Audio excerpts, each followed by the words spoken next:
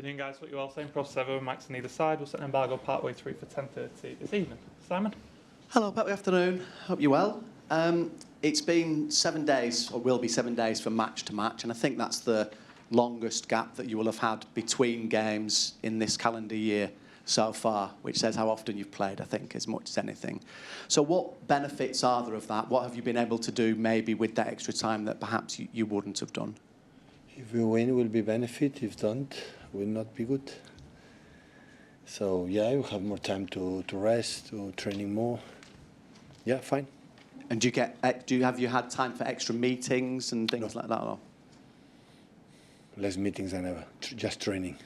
You do meetings when you when you cannot train. When you train, you don't necessarily to do meetings. That's probably nice for the lads, is it, to be out on the pitch and training? Yeah, absolutely. Nottingham Forest doing especially well at the moment, third in the table despite not having won in their last 3 games as well. I'm just wondering your thoughts on Nuno and his team and his staff and the work that they've done to have put them in this position. Very simple. When you are third in the table after 8-10 fixtures, okay. But when you happen with 11 games left, still you are third, is because you have done really, really, really well. Otherwise, you cannot be there for many, many times, many months, doing a good things and being third in the table. So, impressive, I would say. Is there anything particularly that you see that you've found impressive? Many things do. Defend really well, really compact, aggressive, and the transitions are really good. The long balls with Woods, is they win 8-10. The four up front, they are really good. Create many things. Hodgson, Elanga, Gibbs White, exceptional player, Woods. So create many things for themselves. Good keeper, experienced defenders. So I'm an exceptional player, fullback, can play on both sides. So physical team in the middle, Anderson, top player as well. So yeah, that's why you are third. Otherwise, cannot be there before play the last part of the season. Hi, Pep. You mentioned on Saturday that you thought that Ake would probably have to have surgery, and he's had that. Do you know how long he's going to be out? Will he be back this season? What the issue? 10 weeks, 11 weeks, they said to me. So that is pretty serious. I mean, that is a kind of thing that's happened to you all season. When the surgery is pretty serious. When you go to the surgery, it's because it's something wrong happened. So, but the important is done. He has struggled a lot this season with the problems in his feet, yeah, it happened.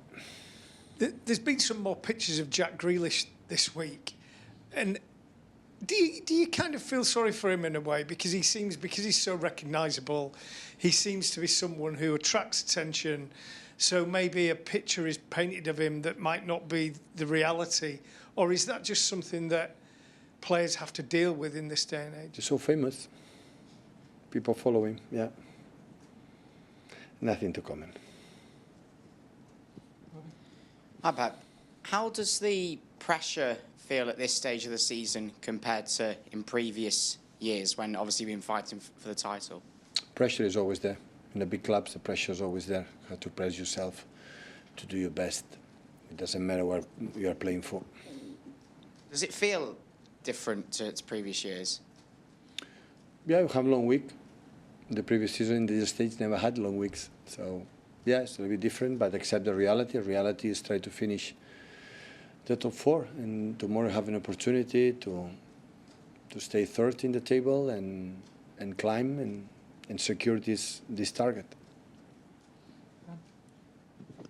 Pep, on that battle for Europe, I mean, obviously you've spoken there about Nottingham Forest and how well they've done. How big a threat are they to yourselves and the other teams competing to try and get into the Champions League next year?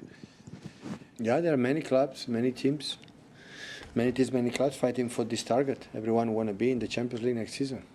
For the club, for the prestigious, for the sustainability, economically, so for many reasons.